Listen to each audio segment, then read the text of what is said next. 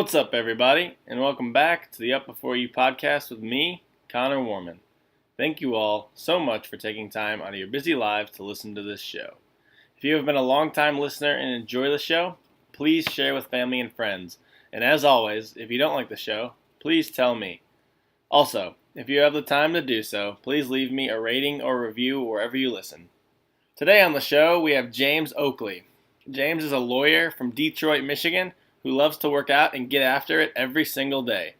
What I love most about James is his passion for lifting and his drive to work hard and succeed. Let's go!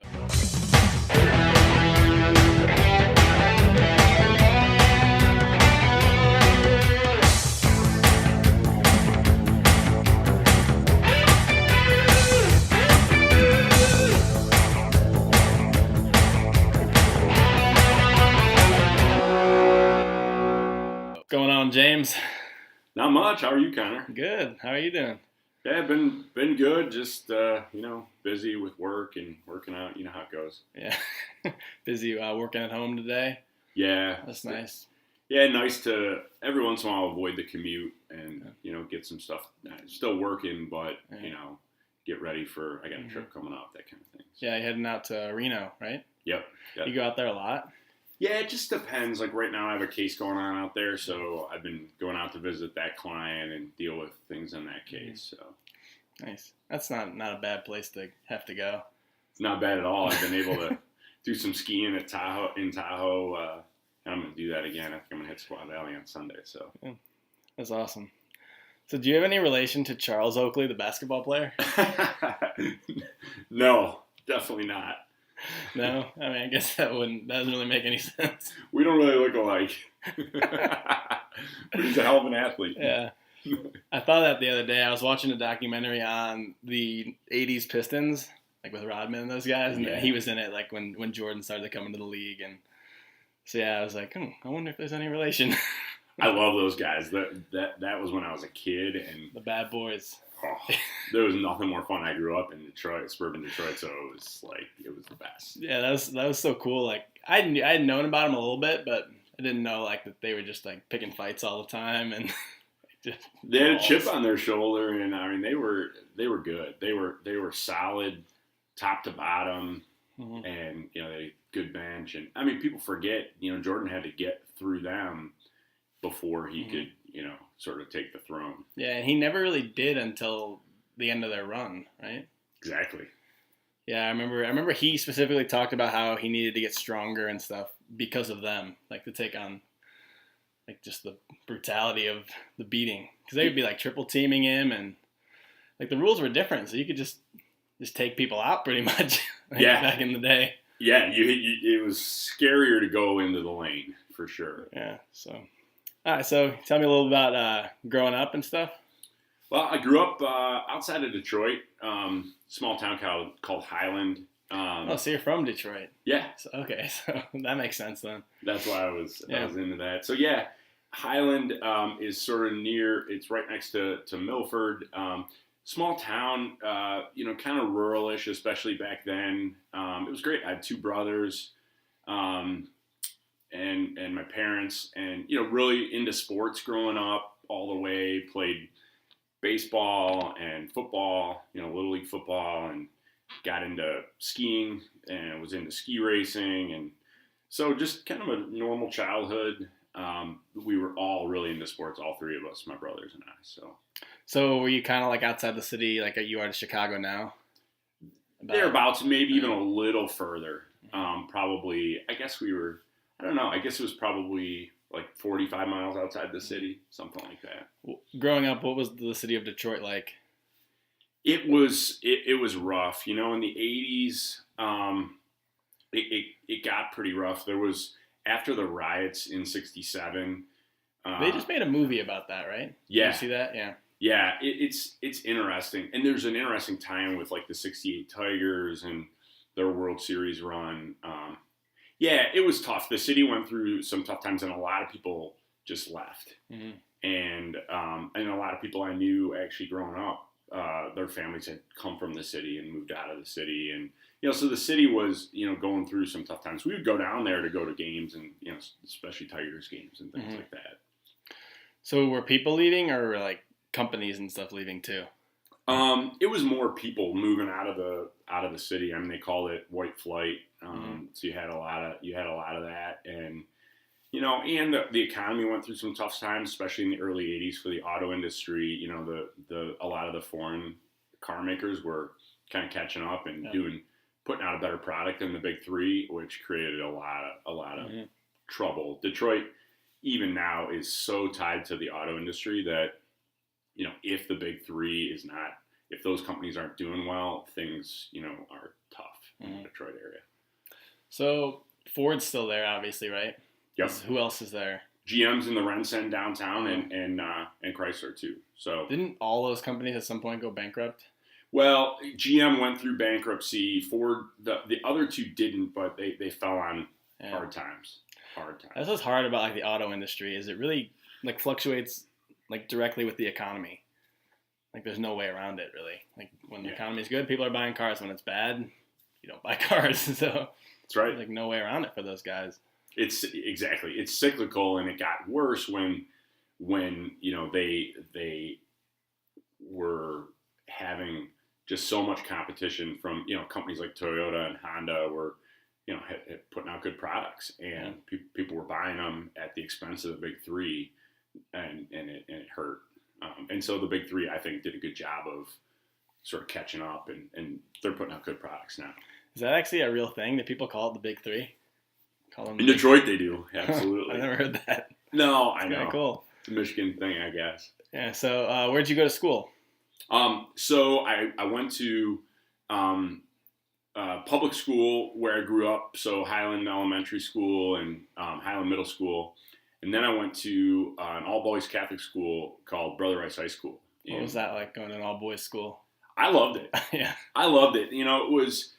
It was there was a lot of camaraderie, a lot of people were into sports, and my brothers went there. I grew up in a household full of brothers, and then you always have friends around, so I like that. So for me, it was great, and academically, it was really, really strong, and I was serious about academics, so for me it was a great place. And I look back, one of the best decisions I ever made, and my parents really, encouraged me to go there and sacrifice for us to go there. It's one of the best things I ever did. Mm-hmm. So then where did you go to college? I went to the University of Pennsylvania in Philadelphia. That's Ivy League, right? Yep. Ivy League school. So do you think if you didn't go to the all-boys school, you would have ended up at Penn or ended up somewhere else?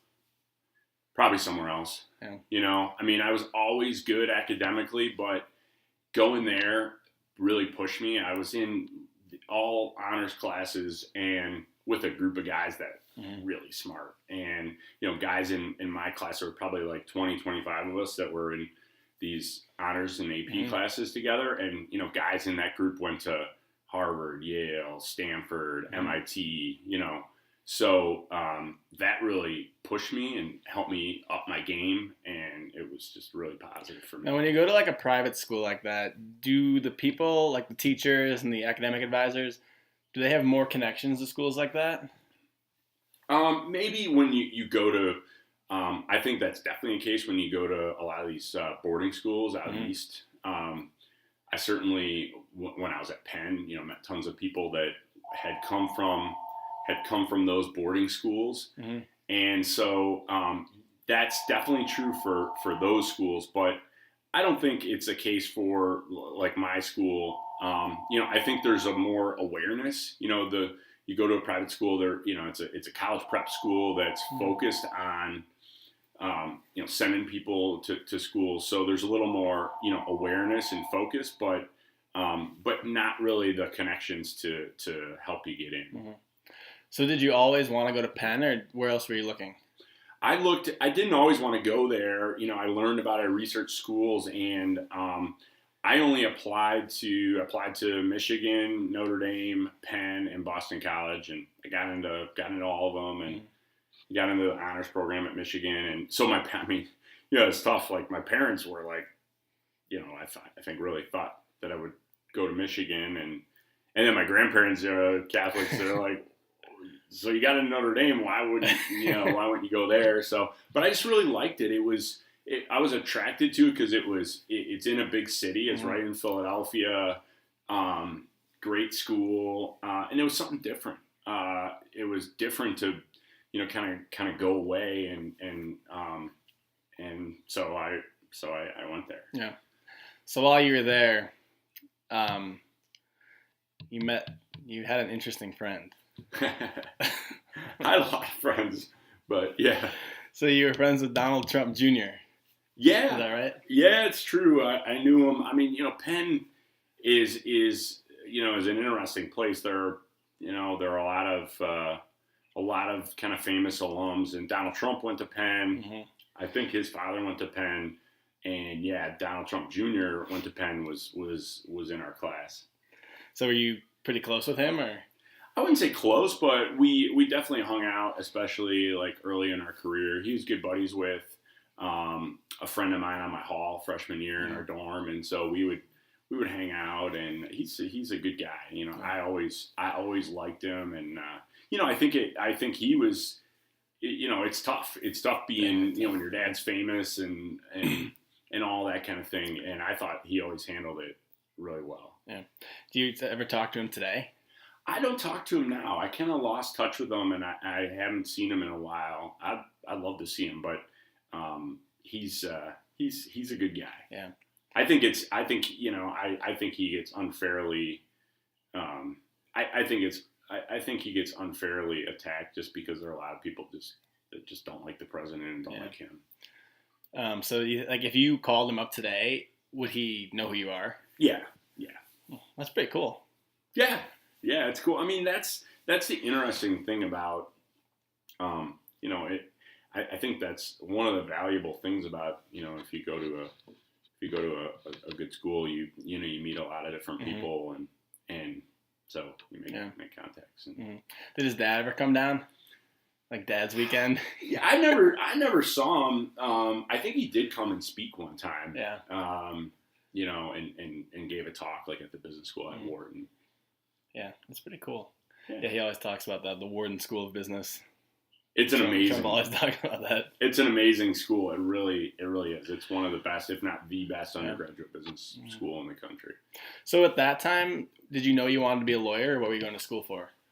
Yeah, I always did want to be a lawyer, and I was always interested in that, and kind of interested in politics and history and political science, but interested in being a lawyer. I wouldn't say I was 100% sure when I first started out, but that was always something I was interested in. So at Penn, were you a poli-sci major? Is that kind of where you start? Yeah, I was a history and political science, double major, both of them. Okay. So in order to become a lawyer, is that pretty much where you start then? Political science? That's one way to do it. You don't have to. I mean, I think that's a common, a common area that people study. But you could study any sort of liberal arts subject. English is a good one to do, or some people do philosophy or psychology, those kinds of things. So with that kind of background, do you have any interest in getting into politics? Ever? Yeah, I don't think so. I used to think so. I think when I was younger and I worked a lot in politics, which was really a good time. But I don't think I would now, and especially I've gotten sort of far enough in my career and I like what I do that I don't think so. Although I guess I'm technically in politics in the sense that I'm a trustee for the Village of Deer Park, now, and I'll be on the ballot on April 2nd. So, I mean, I guess I'm technically involved, but it's not, political in the way, running for Congress or something like that. So, yeah, if you want to get into politics, is it all just like working on campaigns and campaigning for yourself, or like what kind of things can you do in politics? Yeah, you have that's one. There's sort of two paths. I mean, the easiest path is to be involved with the party, make contacts, work your way up, and get support from party leaders, other elected officials, and sort of kind of wait your turn, so to speak. And that's true for the Republicans or the Democrats. Or alternatively, you can kind of try to do your own thing and generate enough support, sort of grassroots support, that the people within the party and stuff have to kind of pay attention and decide whether they're going to help you or not. So those are the two different, kind of ways to do it. All right. So where'd you go to law school then? I went to the University of Wisconsin. So how'd you decide to go there? Well, I was looking at schools. I wanted to come back to the Midwest. I was planning on, not staying on the East Coast. I was thinking, either go back to Detroit or Chicago. I mean, a lot of people from Michigan end up in Chicago. And so anyways, I was looking at those areas. So I applied to schools that were, nearby, and I wanted to go to the University of Michigan. Applied, got waitlisted, didn't get in, got into Wisconsin. So I decided to go there. Although it was a little bit of a tough call, though I'm glad I did what I did, because I had been working in politics, and the Republican Party held their convention in Philadelphia in 2000, and I had a really nice time working on the convention, and was an early employee for the organizing committee for the convention, with a really amazing group of people, young people and others. Anyways, a lot of those people, many of those people, ended up joining the Bush campaign, that fall after the convention, and then they all ended up in the White House. Yeah. So I thought a lot about potentially going that direction, and it's weird when I can remember sitting in my room in Wisconsin studying, and a couple of the guys that I worked really closely with, good buddies, call me, and they're like, "What are you doing? What are you doing in Wisconsin?" And I'm like, "What do you mean? Where are you guys?" They're like, "We're in the East Wing of the White House right now. You should be down here. What do you?" So, but it was the right decision for me. Yeah. So you don't wish you would have went the other route? I don't think so. I mean, just because I felt like I got a lot out of it. I worked for Governor Ridge in Pennsylvania. Then I worked for the party at the convention. And it was great. And I did that for years, all through when I was in school, and it was amazing. But I also felt like, I saw what it was like to sort of keep doing that. And it's a ton of work, long hours. You don't get paid that much.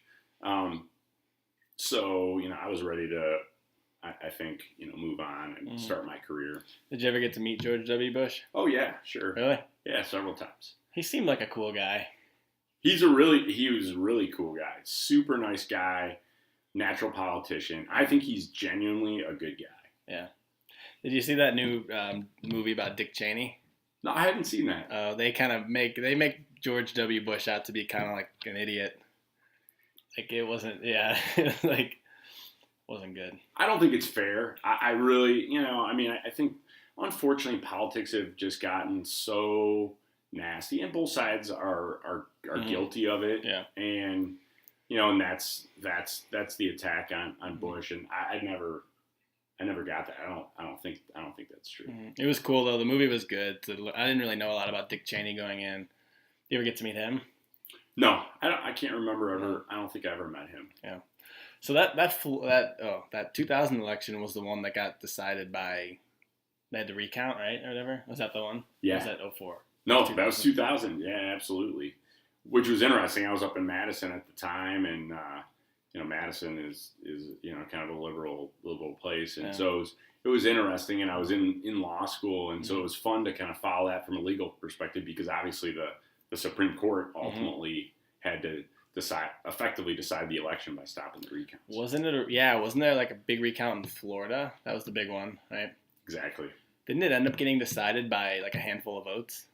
Yeah, and exactly. It was just a limited, very few votes in a couple of those counties, like in Dade and Broward counties, and what happened was the Gore folks were, I think, really wanting to keep the recounts going, and they thought things could work out in their favor, and ultimately the Supreme Court stopped the recounts, which once they did that, Bush won. Yeah, so I watched something on Roger Stone. You know who that is? Mm-hmm. You ever meet him? No. He's a total goof. No. But there was some big story about him like he led this big, like these people went to wherever they were doing the recounts and like were protesting, and these people that were doing the recounts were trying to like go behind closed doors. I guess he thought they were trying to throw away votes and stuff, and yeah, it was like a huge thing. Wow. They were saying that he kind of was the reason why Bush won in the end. Could be. I don't. Nothing would surprise me with the way people are so. With politics. I mean, when you go back in history, there are, the 1960 election. I mean, there's no question that Nixon believed that Chicago and places like that stole the election from him. Whether it's true or not, who knows? But I'm sure people there's so much at stake that I'm sure there's all kinds of nonsense. It just gets crazy and nasty. Yeah. Yeah. So how was? Do you like Madison? I have a couple friends who go there. Pretty cool. I loved it. I thought it was great. It's a really neat town, and it's big enough that there's a lot going on. The Capitol's there, the university's there, but it's small enough that it's easy to get around. There's not gridlock. It's a cool place. Yeah, sure. So after you graduated there, what'd you do? So I was I went to work right away. I worked at a firm. I got a job at a firm in the city of Chicago right before or for the summer after my second year. So I was a summer associate. Did you always want to come to Chicago? Yeah, I maybe not always. I looked at going back to Michigan too, and I had an opportunity to go to a firm there as well, and there were a few factors that led me to go to Chicago. One of them is my brother. I have two brothers. One of them is 2 years younger than me. He went to the University of Michigan, graduated, worked in Detroit for a short time, and then moved to Chicago to work. And then my best friend from high school also went to Michigan, also worked in Detroit for a short while, and also moved to Chicago kind of right away. So they were both here.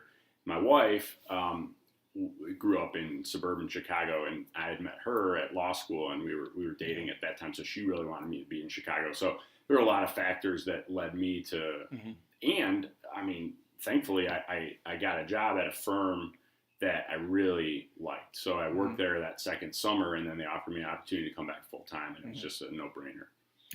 So is law school, how many years is that? 3. 3 years.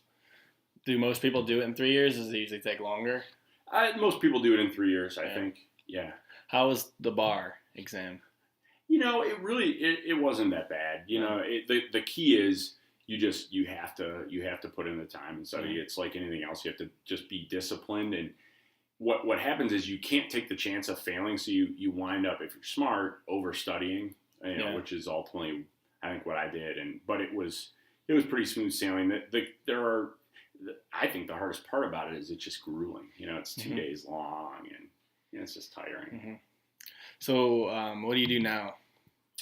I do business litigation, which really is pretty wide ranging in terms of the subject matter areas. I represent everything from individuals and smaller businesses up to huge multinational corporations on all kinds of different disputes. I tend to focus on real estate and construction related litigation, though I've handled all kinds of things, anything from partnership disputes or merger transactions that have failed. I've done tons of those. Corporate governance matters, any kind of commercial dispute you can imagine. So are you working for a firm, or do you have partners, or? Yeah, I'm a partner at a large firm. So I'm an equity partner at a firm called Thompson Coburn, which we have offices in LA, DC, Chicago, St. Louis. So do you have any interest in starting your own firm ever?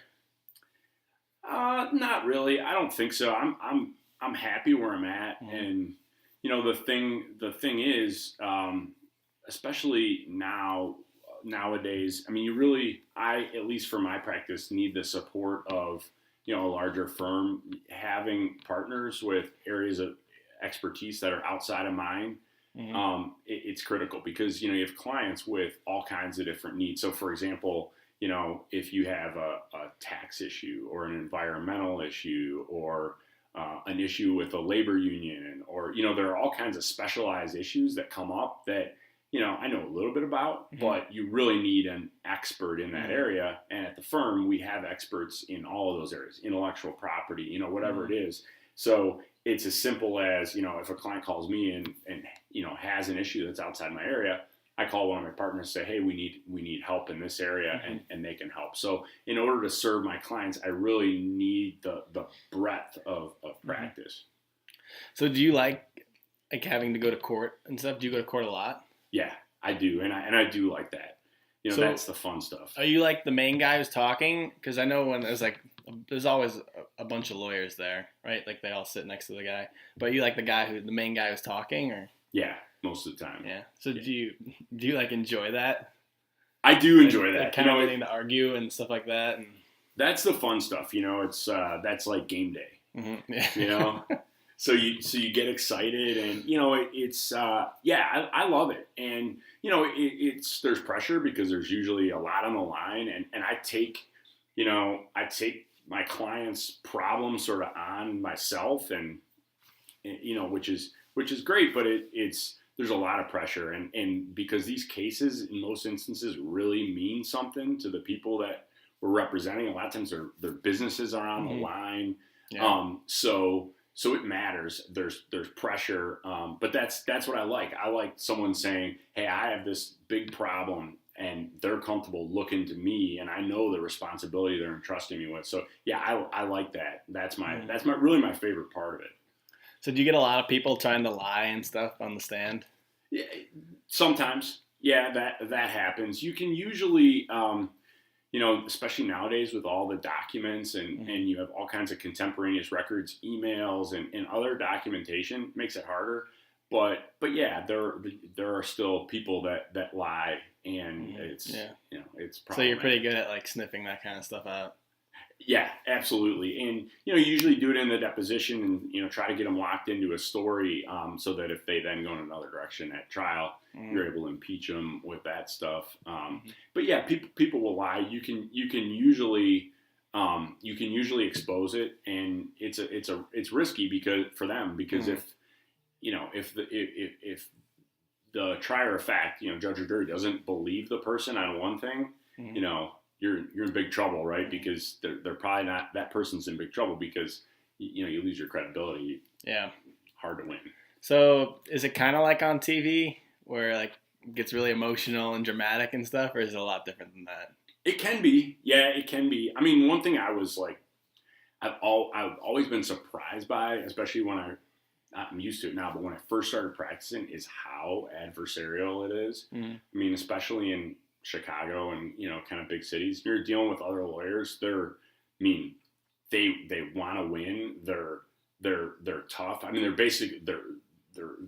out to get you. It's incredibly adversarial, and sometimes it can get emotional.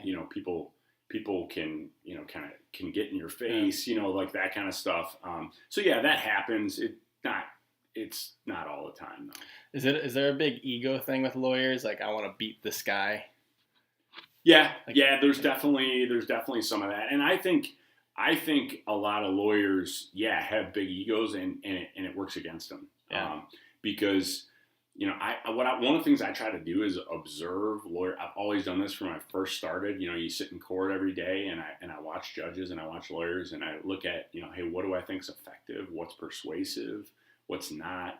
And I'm always shocked by the number of highly experienced, smart lawyers that have such big egos that they wind up going in there and pissing off the judge. Yeah. They're not deferential to the judge. They think they know more than the judge, and they may, but that's, not very persuasive to make the judge mad. And so your ego can really get in your way. So I really try to be cognizant of that and reflect on, how I'm acting and making sure that I don't do that. So in your professional opinion, was OJ guilty or innocent? Yeah, I think he's guilty. I think he's guilty. And it's funny. I remember following that at the time, and I went back and I watched that. I watched some of that special that was on that miniseries. Yeah. And there's always interesting facts, and the fact that stands out to me, and we call them, I have a good friend and lawyer that he calls them the unguarded moments. Mm-hmm. And there are these unguarded moments. And the one for OJ is when the police, he's out of town after she gets killed, and the police call him and they tell him that she's dead. Hey, your ex-wife's dead. And he doesn't ask how or what happened, which is really weird, right? Yeah. Like, if you think about it, that's going to be your first question. Like, what happened? What do you mean she's dead? Yeah. Like, even if it's your ex-wife and you hate her, you'd still be like, what? What happened? Was it a car accident? Was it, what happened? And he didn't ask any of those questions. And they told him they wanted to talk to him. And he said, okay, I'm coming back to town. And, I'm not saying that in itself makes him guilty, but there's little facts like that are hard to explain, I think. Mm-hmm. Yeah, so when you go back and see scenes from that case happening, as a lawyer, are you just like shaking your head at some of the stuff that went down? Yeah, although I try to, like I said, I always try to observe lawyers and think about what they're doing right, what they're doing wrong. The prosecutors must have been afterwards thinking,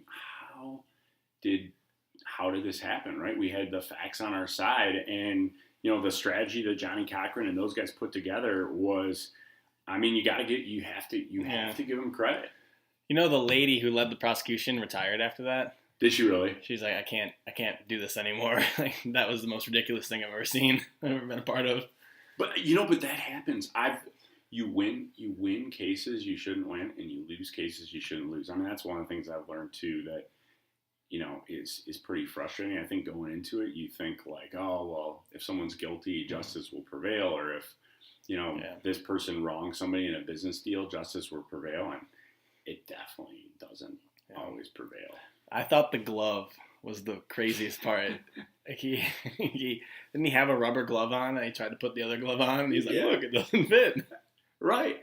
But you got to give Cochran credit for that, right? Yeah. Like, he set that up that way. And and then didn't they tried to make it about race? Yeah, that was a huge thing, and that just turned the tables of the case, and it was all of a sudden like, I don't know. Well, people look. There were real problems with the L.A. police. Yeah. For a long period of time, that problems that were significant, that were real. There was some racism. And so the minute, it's almost like the credibility we were talking about earlier. The minute you can really undercut their credibility, you get people thinking like, wait a minute, are these guys on the up and up? If you think they're not, you're not going to believe anything they say. Mm-hmm. I thought the documentary did a good job of showing that, because, I don't know, did you watch the ESPN one? It was like a 5-part. No, I don't think I saw that. It kind of like showed you LA at the time and what was going on there, and showed you all about OJ's life, and it really just painted him like, if he didn't do this, like, nobody else could have done this. Yeah. Like, and they showed how OJ was always kind of like a liar his whole life. He'd always kind of like lied to people to get them to like him and stuff, and like he was good at sweet talking people. So it just all kind of made sense in the end that like, this dude's guilty. Like, this is crazy. It totally makes sense. So, all right. Well, how did you get to the gym? Well, so I always worked out. Like, all through college and stuff too. Yeah. I worked out all through college and lifted. I played rugby at Penn and lifted with a lot of guys. And I lifted all through high school. And when I started working, though, I was working just a ton of hours. Mm-hmm. Stopped lifting. I still ran. I ran the marathon like in 04, 05, the Chicago Marathon, and still kind of ran. But I fell off working out and fell completely out of shape for a while, and was just working tons and tons of hours. And so the way I found the gym was I had a really good friend from college who was a Marine, and he fought over in Iraq. And anyways, he got into CrossFit when he was in the Marines, and him and his wife came to visit, and his son came to visit us here. And, I was out of shape and he was in shape, and he's like, hey, you would love this, And I'm like, and so I did some CrossFit workouts with him in the backyard. You know? What year was this? This is probably this was in 2011. So CrossFit's like just coming onto the scene. Just coming onto the scene. He showed me the website, and he's like, there's workouts here. And it killed me. I was so sore, out of shape, and I'm thinking, I don't know. I don't know if I can do this. But it planted a seed. And, you know, I finally got to a point where I'm like, yeah, I can't. It was really the kind of the perfect time. You know, I'd made it far enough in my career where I had, you know, a little more time. My kids were a little older. You know, they weren't babies anymore. And so I'm like, I gotta get to the gym. And so I was looking at different things to do, and I saw that Brian, you know, I saw CrossFit Barrington on the website and showed up. So what was it like when you went in there? It was a little intimidating. I mean, because I was out of shape. You know, I had always like lifted, and I knew that, you know, I would be a pretty good lifter if I'm in shape, but so from that perspective, it was fine, but I was so far out of shape, and I didn't know how to do the Olympic lifts, you know, so so it was tough in the beginning. So when you say out of shape, were you like overweight? Yeah, I was not like ridiculously overweight, but I was probably like 205. You know, and definitely not 205 muscle. No, it's a huge difference. No, it was it was not a good 205. Yeah.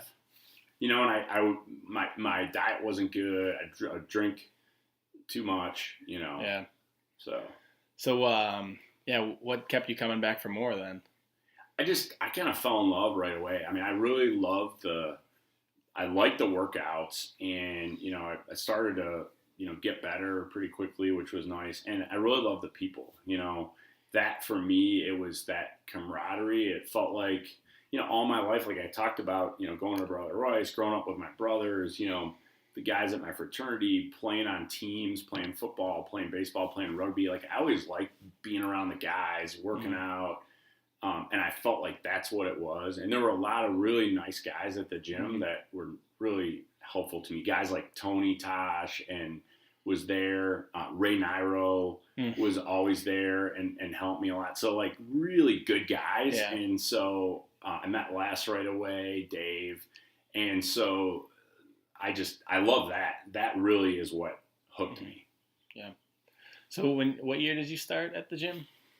I think it was the beginning of 2013. Okay. Early 2013. So then, like, my dad probably wasn't there yet. He wasn't there yet. Rich was there, right? Rich was there. What was Rich like back then? Rich was the same. You know, Rich was always, I remember, you know, he was always getting after it, you know, doing, I mean, he was good. He was always good then. And, the endurance, you know, his motor was always there. And I remember Brian was always like, you know, like, he's like, man, Rich is ridiculous. You know, and Brian doesn't say that about many people, but he was like, man, Rich is ridiculous. And he was like, he is now. He works out. He's just worked so hard. So what have you noticed? You've been there for, this is like 6 years now, right? It's got to be. Yeah. What have you noticed about the gym? How has it changed and grown? And yeah, it's grown. I mean, there are more people. We've added a lot of really good people, I think, you know, over the years, like that are you know, that have become just huge parts of the gym, at least in my mind. You know, guys like your dad, Kepler, right. You know, guys that they've been there a long time now, but that weren't there when I first started, that are really good guys. And you could even say that about like Cronin. I mean, obviously. Yeah. Because he wasn't there, and he owns part owner of the gym now, and coach, so like stuff like that. Yeah. Yeah, exactly. And so there's been, and he's been great. So, so there, I think it's just adding just more people. There's just been, we've added more good people. I could name a ton of people. And it's not just adding them. I mean, it's getting them to stay, like you said, and like putting them into like kind of like the fabric of the gym, and like so they're always there. And like when you think of our gym, you think of like there's a bunch of faces that come to mind for me. At least, so it would be the same without them. Yeah, exactly. And so some of those people weren't there when I first got there. They're there now, and that makes it better. So you did the CrossFit workouts for a long time, but you kind of started to get more into like bodybuilding and strength. Why did you do that? Few different reasons. I mean, one, I just really like that. Yeah. Another thing is injuries and health. Mm-hmm. For me, I started to have shoulder problems, and I was having a hard time wadding every day and staying healthy. I mean, one of the things too is, I mean, I don't do great with moderation, so I was probably overtraining because it's just so much fun. Yeah. And I was just having a hard time staying healthy. And so I find it easier for me anyways to stay healthy if I focus on strength as opposed to, and I limit my reps a little bit. Yeah. So do you still do any Metcons? Yeah, it goes up and down. I mean, I try to do 1 or 2 a week. Yeah. But it just varies. What's kind of hurt me this year, I was always at least doing Saturdays for sure, but then I've had ski practice. My sons do ski racing, so every Saturday, so I can get in early and lift, but I can't stay for the WOD. So that's kind of limited my Metcons a little bit. But yeah, I still try to do a couple a week. Mm-hmm. And I'll go over to my brother's house sometimes too. He just lives in the next neighborhood, and he's got a full setup in his garage. So cool. So yeah, you're a pretty good eater now, pretty strict, right? Yeah. Has that always been the case when you started CrossFit, or was that a slow process? A little bit of a slow process. I mean, I cleaned up my diet pretty quickly, but it took a while to get it really, really locked in. Probably took 6 months to get it dialed in. And you know how it is. You learn more and more as you go along, and you learn what works for you to where you can really, tweak this or that and, add weight or subtract weight when you want to. Yeah, when you start CrossFit, you almost don't have a choice, like, about eating clean or not. Like, you can continue to eat bad, but you'll suffer in the workouts. Yeah. Like, you can't just keep eating shit all the time. Like, you gotta, like, your body needs good fuel, and, like, you kind of have no choice unless you want to just keep feeling bad. Yeah. 'Cause you're going to feel like you're going to throw up, you're going to blow up, like, all this stuff if you keep eating bad. Yeah, and I always felt like eating right or smart is like the easy part compared to the workouts. If you're really, I think intensity and really pushing the envelope. I mean, this is not. I think it's pretty clear, and most people think this. Is what drives your results. And so I always look at it like, well, if you don't eat right, one, you're not going to see the results you want. But two, if you can optimize how you're eating, it's going to make it so you can be that much more intense in the gym, and and your results are going to be that much better. So yeah, for sure. And like, eating right is definitely what makes you look better, in my opinion. I mean, you need the exercise and stuff, but I think if you limited your exercise, like cut back on exercise and just ate good, you'd still see good results, and you still look good, I think. For sure. And that's one of the things we've learned with doing all the lifting, and cutting back the Metcons. I mean, one of the things I worry about is like, okay, if you're doing Metcons 5-6 days a week and you cut it back to 1 or 2, what are you going are you going to put on fat? Yeah. And like you said, the key is to prevent that is to keep your diet locked in. Yeah. I definitely think that's the biggest thing. So what's your favorite bodybuilding or strength movement to do? I still think back squats are the best. Yeah. I love back squats, just full body. I feel the best when I do those. The blood gets flowing. I feel the best doing those. So I mean, I would say that's number one. I love the rows, like heavy one arm rows. I just think so good for you. Yeah. So I would say probably those two.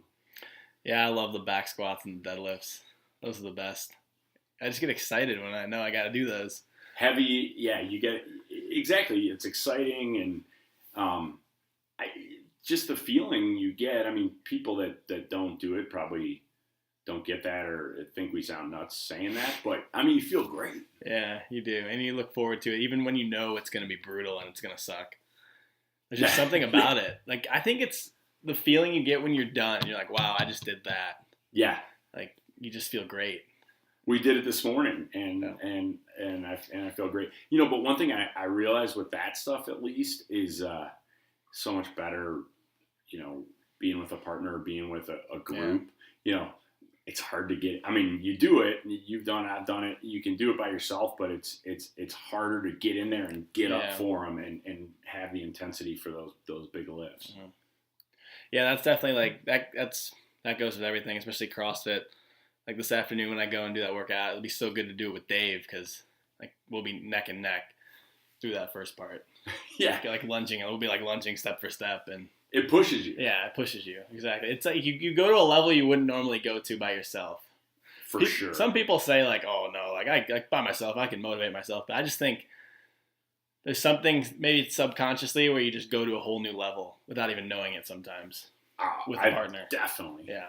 For sure. And I think that's the secret to CrossFit is that especially for athletes that are, that are inherently competitive, you are going to go. Yeah. You're just going to go harder, and there's no, in my mind, no doubt about it. And I think day to day, that's why people see such good results from CrossFit is because you're going that much harder, and it's that extra work at the margins, pushing yourself for those extra few reps. I think is what gets you the results you want. Yeah, I think you need a group or just some people that like work out with, because maybe one day you're not feeling good but everyone else is, so it elevates you, and then the next day like someone might not be feeling good but you are, and you kind of elevate them, kind of feed off each other. For sure. I think it just brings everyone to a whole new level. Like Saturday mornings at the gym, that's huge. Getting a bunch of people that like just want to get after it together, and you just do it. I love it. Yeah, I love it. Yeah, absolutely, and it pushes you, and that's what people that don't do this stuff. I mean, ask me. They're like Saturday morning. Oh, I can't believe you get up at 4:30 in the morning on a Saturday. Yeah. But it's so fun. Yeah. I mean, it's so much fun. Yeah. I mean, I really look forward to it. Yeah. Yeah, it might just be a little crazy, but that really excites me for some reason. Yeah. Like getting up before 5, before 4 sometimes, like just to get after it, and I don't know, it just makes me excited. Yeah, you're right. It is a little crazy, but that's also why the group is so good at the gym. You have people that are kind of like you that have those same tendencies. That maybe a lot of people don't do that stuff, but the people that are there, they kind of.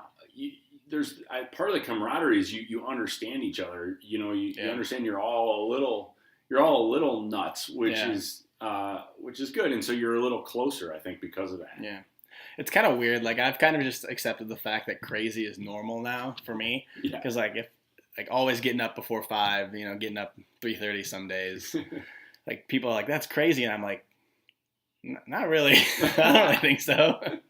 Right. Or like, oh, I guess I never really thought of that. I guess it kind of is. Or like when people are like, hey, you want to go out and eat here? I'm like, no, like I'm just going to make dinner at home. Don't you guys do that too? It's like, I don't know, stuff like that. Like crazy is normal now. Yeah, it gets normal, and especially it gets normal if you surround yourself with other people that do the same stuff. Yeah. Yeah. So, yeah, it's awesome. So what are your goals right now then? With just in life generally, or at the gym? At the gym. Yeah, at the gym. I mean, my goal is to, keep getting stronger. I mean, I think Les and I are trying to keep, every week we try to. I mean, we mix it up. We mix up the movements. We mix up the reps. We change the order of the movements. But the goal is always to either add reps or add weight, and we're just trying to get better. A little bit better every week. So strength is my goal. Do you have any specific strength numbers you want to hit? Do you have any desire to hit a 500 back squat or? I haven't put it in those terms, yet. I think, the one rep maxes, they scare me a little bit. Yeah. Like one of my things as I've gotten a little older is I'm so worried about getting hurt, and I'm afraid that I'll get hurt doing that stuff. So I'm not saying I won't do it, but so I haven't focused on those numbers as much as just it's more like day to day, week to week, and like we'll have very specific goals, Mm-hmm. if we're doing, heavy, 120 pound flat bench press, it's add 1 rep to our set this week, Yeah. or, and just try to keep building. We track everything. And so my goals are, it's almost like on a day-to-day basis, specific goals. Yeah. Yeah, that's good. I think, especially as you get older, 1 rep maxes don't really matter. I mean, I really don't think it's just a number. Like in general, like they don't really matter that much. I think it's more impressive what you can do for 5 Yeah. versus what you can do for 1. Yeah. Anyway, I think that's right. And then it's a little safer. And, so I like that. Cause like I say, I'm just because getting hurt is, takes longer to recover. But the big thing is you're out of the gym, and it's just terrible. Or what you can do for 20. Yeah. 20 rep squats. I heard a rumor that Rich Froning, once a month, they do 50. They test their 50. Oh, my God. That would be... Oh, that's miserable. That would be terrible. Like, that could be the only thing I did that day. If I was going all out on that, that's all I could do, for sure. You do those... If you're going heavy, like even a 20, I mean, your heart rate is through the roof. Yeah. You do a heavy 20. I remember, so the last 20 I did was at 325 for the 20 rep back squat. And I got to 6. Yeah. And I was thinking about like dropping the bar off my back. Yeah. And you're under the bar at that point when you get to 20 for like 3 minutes. Yeah. It's crazy. And you're just battling. And it's intense. So you guys definitely gotta throw those in. We gotta work those in. It's been a long time since I've done those for 20. Although we've been doing that combination front squat back squat. Yeah. And it's a lot of reps, like 15, 12 or 15 depending on. I'd say if you jumped into the 20, you should start at like 225. Kind of like go up 10 pounds. Every week? I would say, just to get used to it a little bit. Yeah. Sounds good.